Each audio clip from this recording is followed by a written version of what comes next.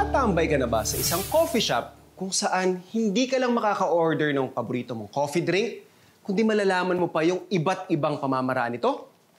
Kung hindi pa, where have you been? So actually, we started here at Infusions way back 2018. So we are ongoing on 5 years industry. Okay. So we started specialty coffee here kasi wala kasing medyo nakakaalam sa specialty coffee dito sa Pampanga. Kasi yung specialty coffee, it's a quality from plant to cup. So meaning it's a hand-picked coffee and then tumutubo siya sa mga high elevation. Nagkakaroon siya ng distinct flavor. Pag sinabi mong quality from plant to cup, these are the graded coffees between the scale of 80% in 100. So dapat pag kumuha ka ng isang cherries, dapat nasa 18% sucrose level yun. Okay. So titignan sa refractometer. So pwede na mag-harvest ng hand-pick. No? Oh. Selective picking talaga. Pag tumitikim kasi ng kape, para mas ma-appreciate mo yung lasa, so you need to assess the aroma. So kung nakikita mo, nandyan lahat yung mga flavored. So 80% of what we taste comes from smell. Smell, yes. Yes. So dito pa lang may hint ka na. So para dahil kape to, dahil mainit galing sa brew. So we practice na pag iniinom yung coffee para mas spread sa palate natin. Okay. So we need to slurp it. Parang ganito.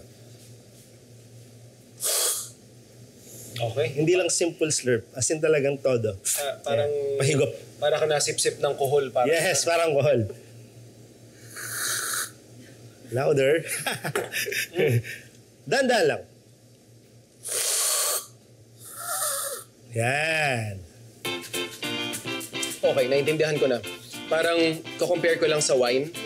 Parang bago mo siya tikman, aerate mo muna, na-activate yung flavors niya. Yeah. Pag sa specialty coffee kasi, para sa akin, you need to practice your palate kasi. Kasi kung galing ka sa commercial, so it's a more on concentration drinker ka. Yeah. And temperature. But if you go to specialty coffee, more on fruit taste, hints like chocolates and nuts.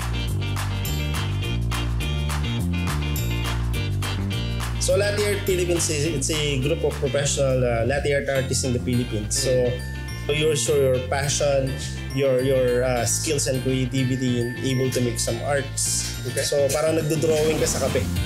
Bigyan natin ng konting challenge kasi makakasama natin yung isa lang naman sa mga pandayo natin sa mga international competitions si Sir Harvey. Sir, kung anong mapili natin dito, yun yung latte art na gagawin, ha? Yes, sir. Alright, okay, sige. Ang hihirap nito, ha?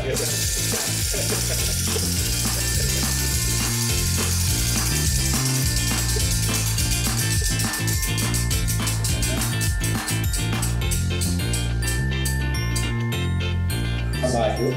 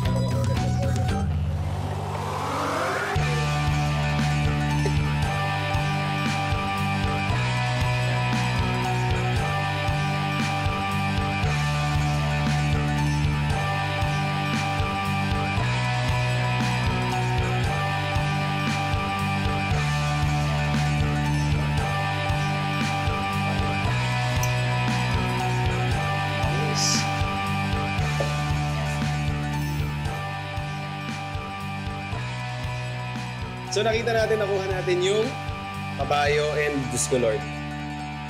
Kuhang-kuha doon sa cup ng coffee and kahit po i-drawing ko to sa papel, hindi ko makukuha yung gantong klaseng accuracy. Pero congratulations, Sir Harvey.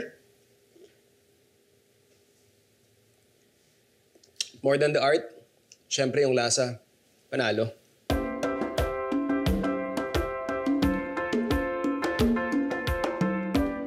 For a perfect mix of your nightlife at saka caffeine fix, perfect dyan yung Infusions Kasi may enjoy mo yung kanilang cocktails, syempre na may halong spirits at saka yung kanilang mga kape. So in-enjoy ko ngayon yung resistance nila. Again, may vodka ito, may espresso, tapos meron tayo dyang brownie cookie. Pero maganda kasi dito is natitikman natin pareho. Perfect na perfect para sa isang magandang nightcap.